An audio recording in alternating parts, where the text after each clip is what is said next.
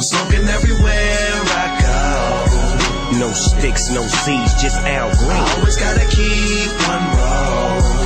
I keep that, need that, got that. I'm blowing every gram out.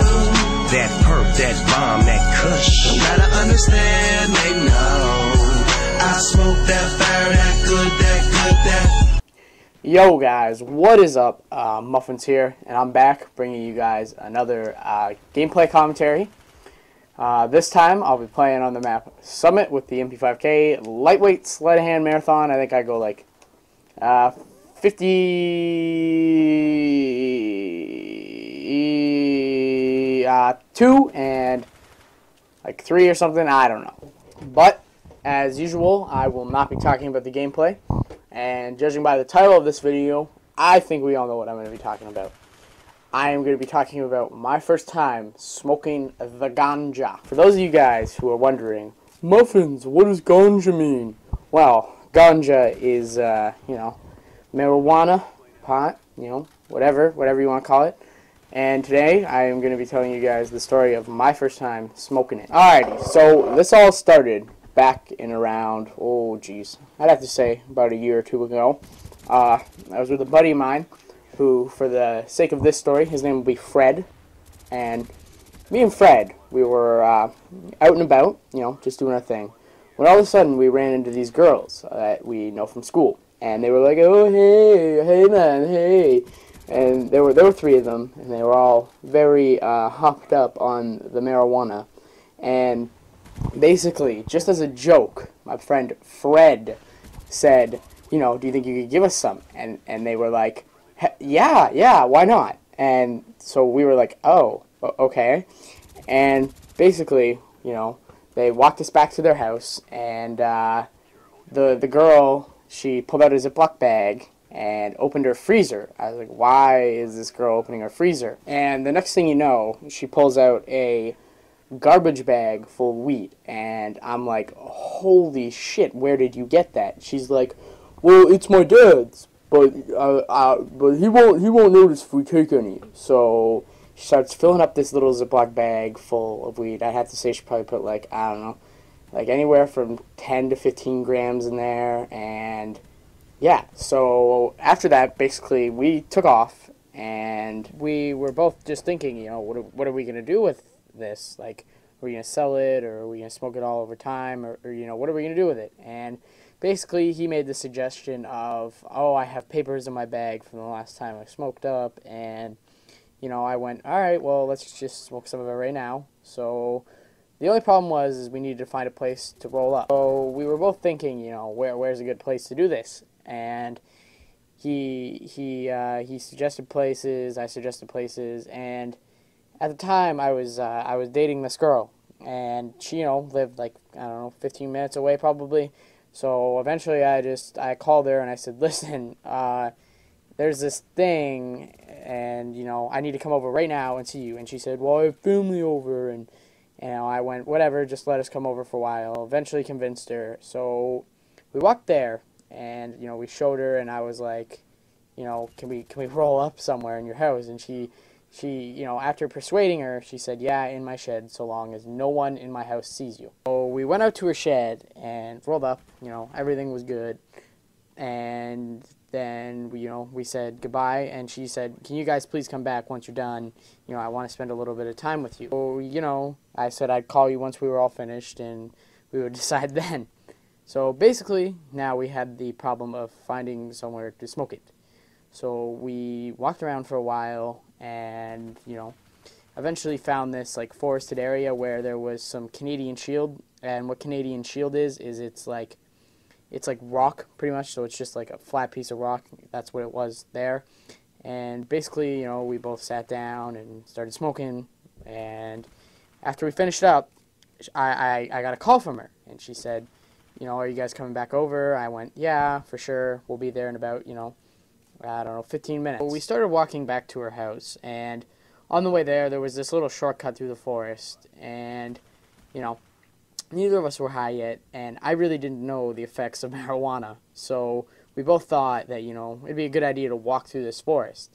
And, you know, it had been about 15 minutes. So about halfway through this forest, the weed started to kick in. And it was one fucking hell of a trek to get through that forest. So we were just about near the end of the forest, and all of a sudden I get another call.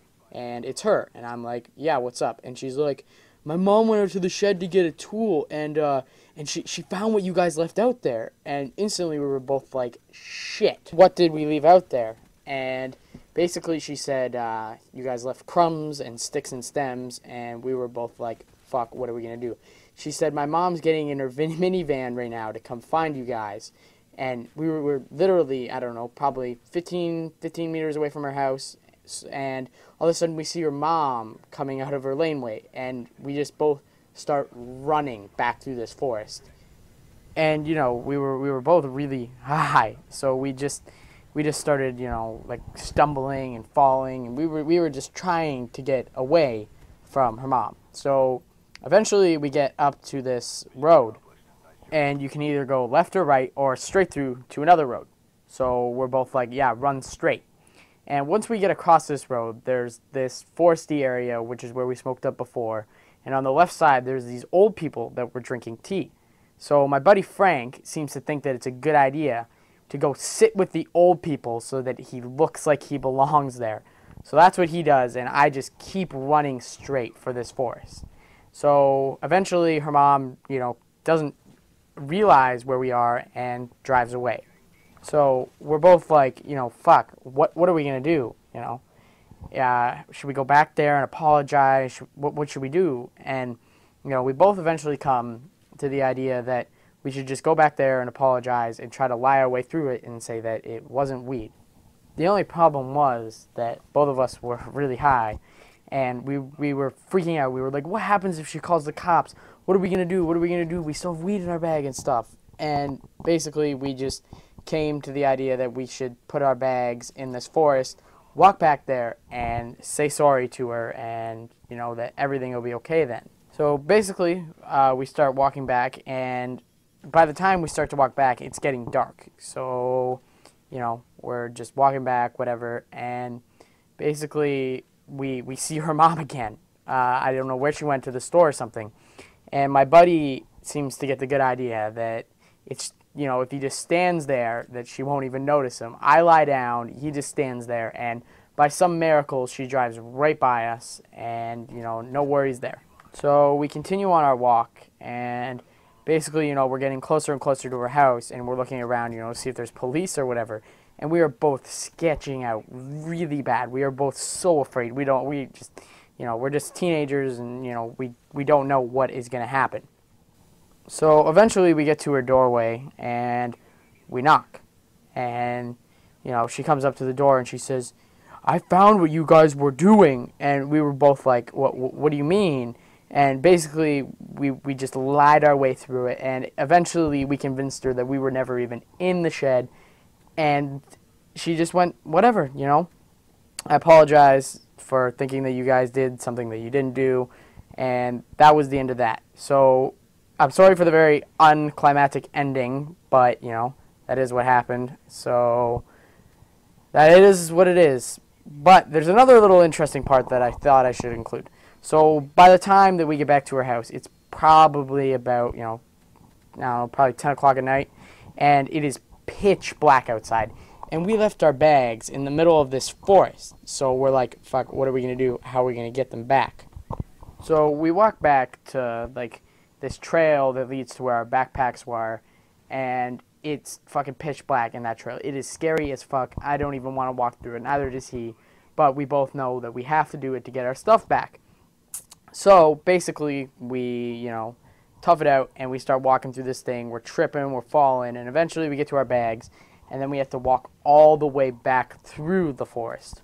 On our way back through, we have a little run-in with a guy who seems to think it's cool to walk his dog at fucking 12 at night, and little to say here, he scared the fucking shit out of me, and my friend Fred as well. So yeah, that about wraps up my story, and if you guys could, please take the time out of your day to like and favorite this video, and if you're watching this on another channel, also like and favorite, and if you haven't already, please subscribe to me. If you subscribe to me, I will give you a muffin. That is right. I will give you a muffin for subscribing. Alright guys, so thanks for your time. Have a great day.